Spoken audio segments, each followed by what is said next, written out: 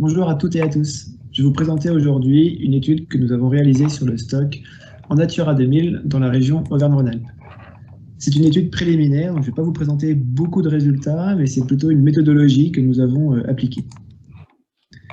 C'est une étude qui a été financée par la DREAL Auvergne-Rhône-Alpes et le stock plus généralement est financé par la région Auvergne-Rhône-Alpes et la DREAL pour à la fois de la coordination et des suivis de terrain. Alors pour le stock en Auvergne-Rhône-Alpes, donc d'une manière générale, c'est plus de 450 carrés qui ont été réalisés au moins une fois depuis 2001. C'est environ 210 carrés qui sont réalisés chaque année ces dernières années. Près de 300 participants ont participé ou participent encore au stock depuis 2001. Près de 230 espèces ont été contactées pour plus de 800 000 individus oiseaux. Si j'ai un conseil à donner aux ornithos qui filment, qui met.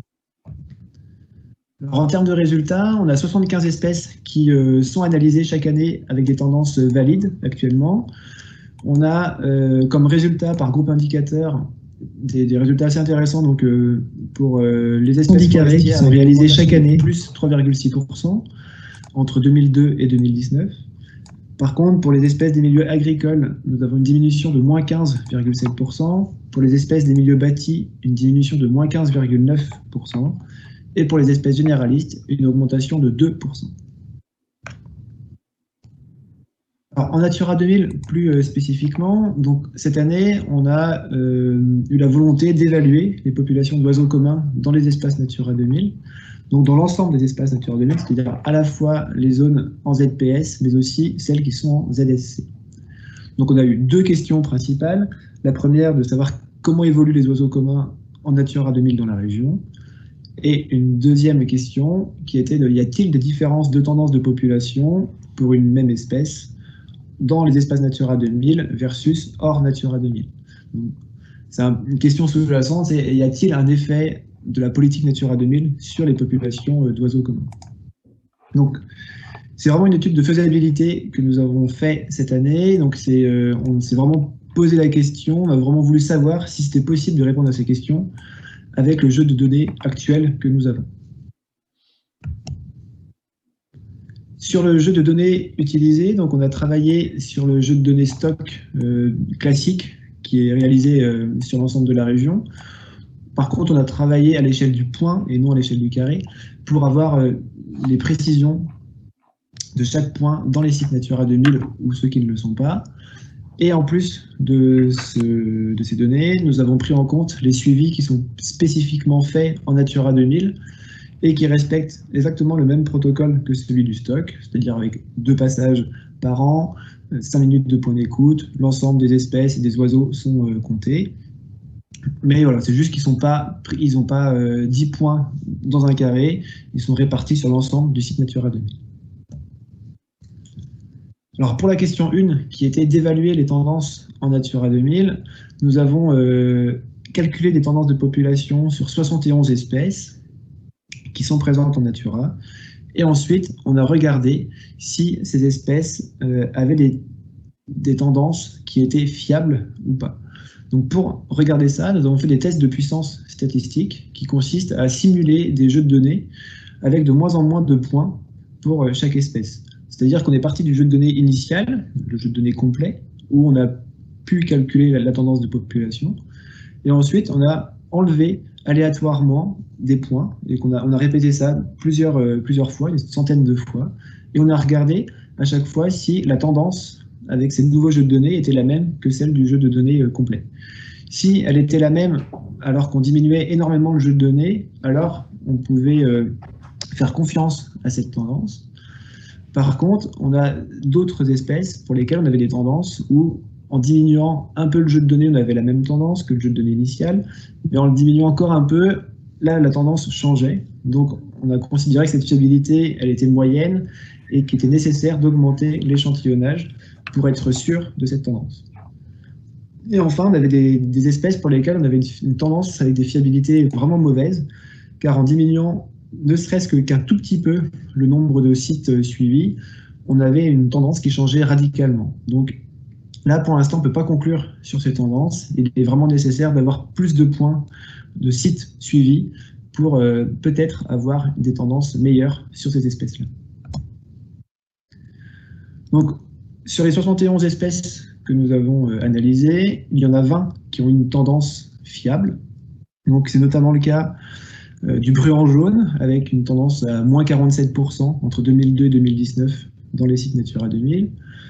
Une tendance stable pour le coucou gris, une tendance à l'augmentation de plus 50% pour le rouge-gorge, et une tendance stable pour la bête des champs.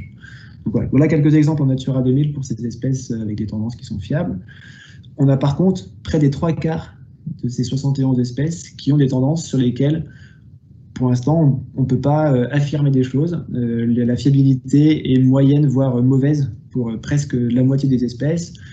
Donc voilà, il va falloir augmenter le jeu de données, augmenter le nombre de sites suivis dans ces sites Natura 2000 pour espérer à terme, dans quelques années, avoir des tendances sur ces espèces. Ensuite, la question numéro 2, qui était de comparer les tendances de population en Natura 2000 et hors Natura 2000. Alors, si on veut répondre à cette question, il est nécessaire de bien avoir en tête, de bien avoir tous les éléments de comparaison entre ces sites. Donc, si on veut les comparer, on a besoin d'avoir des mêmes choses, les mêmes habitats notamment, la même altitude aussi, échantillonnés dans les sites Natura et hors Natura, afin d'éliminer tous ces types de biais et d'avoir finalement d'isoler les questions qui nous intéressent, notamment l'effet de la politique Natura 2000. Donc, on n'a pas répondu à la question y a-t-il un effet de la politique Natura 2000 sur les tendances de population cette année. On s'est vraiment concentré plutôt sur y a-t-il des différences d'habitat échantillonnés dans les sites Natura et hors Natura.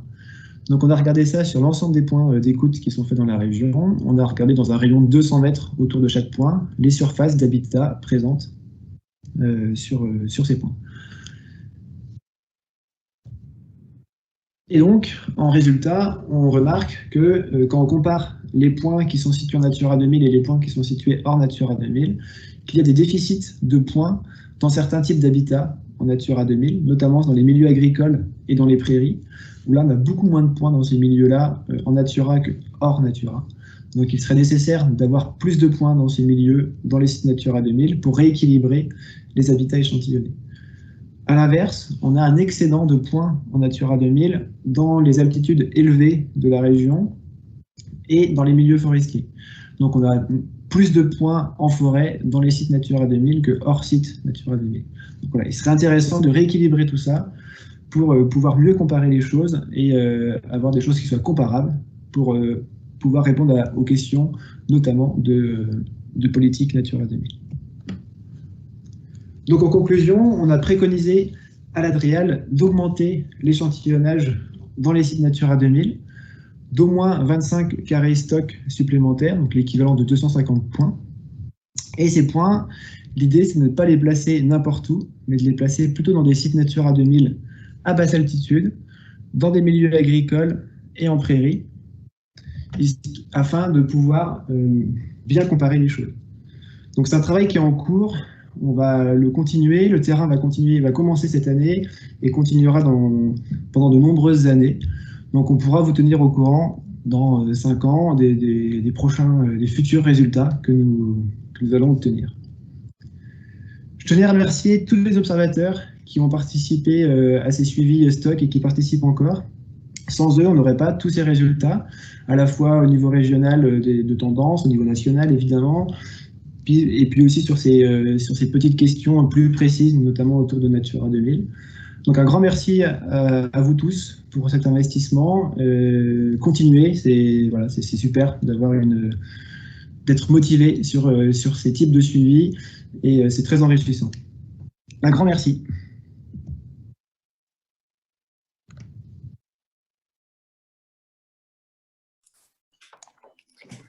Alors, merci à toi, Arthur, pour en fait une bonne présentation de ce genre de choses qu'on peut faire aussi avec le stock. Donc, pas que des tendances des oiseaux communs en général, mais aussi de comparer un petit peu dans différents milieux. Encore une fois, on n'a pas énormément de temps, parce qu'on est un petit peu en retard, mais il y a une question qui est arrivée. C'est donc tu disais qu'il fallait essayer de rééquilibrer un petit peu les carrés stock, parce que tu avais donc des habitats qui étaient sous-représentés. Et on pose la question, est-ce que c'est pas quand même un petit peu compliqué d'obtenir d'avoir des sites Natura 2000 en zone agricole? Et ben finalement, en Auvergne-Rhône-Alpes, on a quand même quelques sites Natura 2000 où on a des milieux agricoles. Donc, dans des périmètres, on a quand même encore des champs de maïs, il y a des champs de blé, quoi, des cultures qui sont bien agricoles, on va dire, bien avec des pesticides, avec voilà, des... Donc oui, on a des sites Natura 2000 on a ces milieux-là. Donc ce sera possible de comparer ces habitats avec les habitats hors Natura 2000 qui sont aussi dégradés. En moindre quantité, évidemment, mais on pourra le faire. Et puis une autre question qui demande, est-ce qu'il n'y aurait-il pas intérêt que ce suivi soit aussi fait dans des zones SNIEF hors Natura 2000? Alors oui, on y a pensé, on a commencé à faire des premières simulations un peu là-dessus, mais c'est à continuer. Mais effectivement, ce serait intéressant de voir aussi si on a des effets de ce type. Ouais.